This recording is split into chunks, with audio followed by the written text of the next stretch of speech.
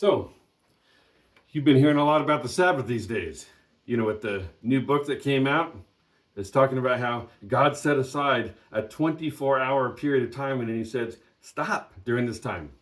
Separate from the rest of the world, lay those cares aside, and for these 24 hours, from Friday night sundown to Saturday night sundown, it's time to rest, to connect with our family, to connect with God, and with our fellow believers. It's the Sabbath. And guys, it is an awesome blessing. And it may not be quite so well known in Christianity these days, but at the very beginning of the Christian church, Jesus kept the Sabbath. The apostles kept the Sabbath. It was an important part of their life. And it actually goes even farther back than even Jesus and the apostles, all the way back to creation. Because, you know, Genesis 1 and 2 tell us that God created the world, everything that we see and interact with and touch. He created all that in 6 days. So then why don't we have a 6-day week?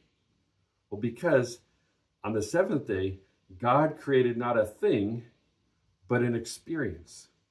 He created a day of rest, of rejuvenation, of connection with him.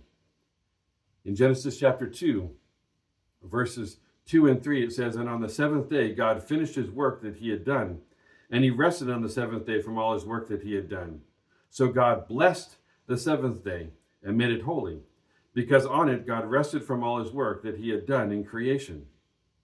Now some would say, oh, well, but I do Sunday instead of Saturday. Well, sure, we should worship on every day. But the Sabbath is more than just a day that we go to church. The Sabbath is a 24-hour period, an appointment that was set up by our Creator at the very beginning of time.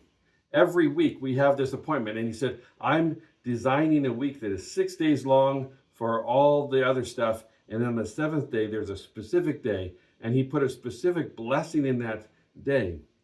And here's the thing, if God blessed it, it's blessed. No matter what anybody else says, if God blessed it, it's blessed. Make sense? And I don't want to leave any blessings on the table. So I'd like to invite you to experience Sabbath. Start this week. Friday night sundown. Shut off all of the digital stuff. Shut everything off and take time in quietness to connect with God, with your family, with fellow believers. And by the way, I'd love for you to connect with my church or another Sabbath-keeping Christian church. You can just click on the link below and you'll find your nearest Sabbath-keeping Christian church. God bless.